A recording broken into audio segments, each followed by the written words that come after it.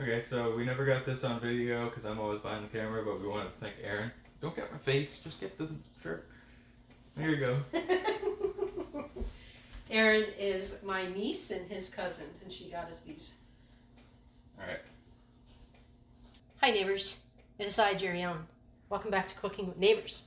Today I am making something special for a special lady over in the UK, Andrew's mom. Hi, love you. She's a lovely lady with lovely hair and a lovely laugh. And I want to dedicate this video to her. It's a coffee cake. It's a Cherry Streusel Coffee Cake, and it's delicious. Okay, in a bowl here, I have 2 1/4 cup of flour, and to that, I'm going to add 3/4 of a cup of granulated sugar. I'm going to put 2/3 of a cup of butter or margarine. I'm using margarine, and I am going to cut that butter and sugar and flour together. You can use a fork. You can use 2 knives. I'm just using the pastry cutter. And I want that all incorporated through the flour. This comes together in a snap. It goes in a 9-inch springform pan, and then my 9-inch springform pan that I normally use is not very good anymore. You're making, you probably already said it, right? Yeah, it's Cherry Streusel Coffee Cake. It's from this cookbook I got back in the early 90s from a church. Cool. Awesome. 90s. And there you go. Now we're going to take out a 1/2 cup of this mixture. And I'm going to put that aside. Now to this, I'm going to put a 1/2 teaspoon of baking soda and a 1/2 teaspoon of baking powder. I'm going to mix that in to the dough. There you go.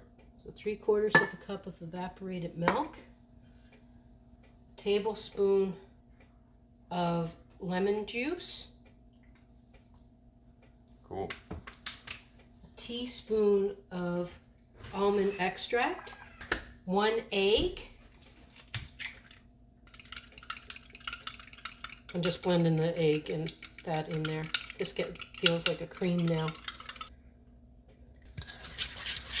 Oh, that smells already like it does when it's cooked or whatever. I know this stuff when it's baking in the oven. The oven's preheated to 350, by the way. It smells phenomenal. I lightly greased 9-inch springform pan. I sprayed it with cooking spray, or you can use butter, right? So what I did is I put 2/3 of the mixture in, but I kind of pushed up some of that mixture towards the sides because I'm going to be putting in the cherry pie filling. Okay? And then you're just going to keep putting that in there as evenly as possible so that every slice gets a good amount of goodness. It's such an easy cake. Great for Sunday tea, isn't it? This one is a lady from Winnipeg. Cool. Yeah.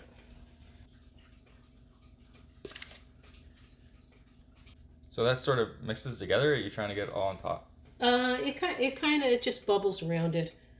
Now for the topping. Remember that 1/2 cup that we reserved of the mixture? Right? And then I have 1/3 of a cup of sliced almonds, right? Mm-hmm. So that top, I kind of mix them together. Right? Cool. You can crunch them up a little bit if you want. It's like a crumb top. I'm going to put this in 350 oven. We'll be back when we're done. You'll put it in? It probably about, how many minutes? Was it 35 minutes? No, 55 minutes. 55 and a 350 oven. Yeah, about 55 minutes, guys. We took it out of the oven. It's been cooling on a wire rack here for like about an hour. Still a little warm, but it's cooled down.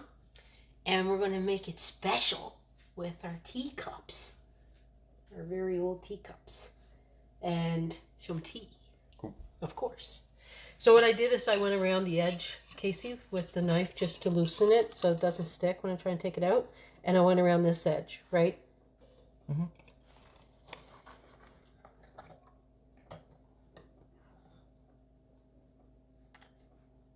Here's the second one for the thumbnail. Ooh, I think that one.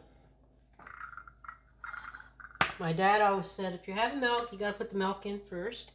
You gotta put the milk in first so that the hot tea wouldn't crack your china. Oh. Gonna cool it down. Look at that. I love the almonds with cherries. The cake is soft, light, moist. It's delicious. I hope that you give it a try. Anyone tries it, leave a comment below. Let us know what you think. Oh, and if you don't have almond extract, use vanilla. And I'm going to rename this the Gosh Cake because, oh my gosh, it's good. Thanks, guys. Peace. Keep a good heart. God bless. Bye.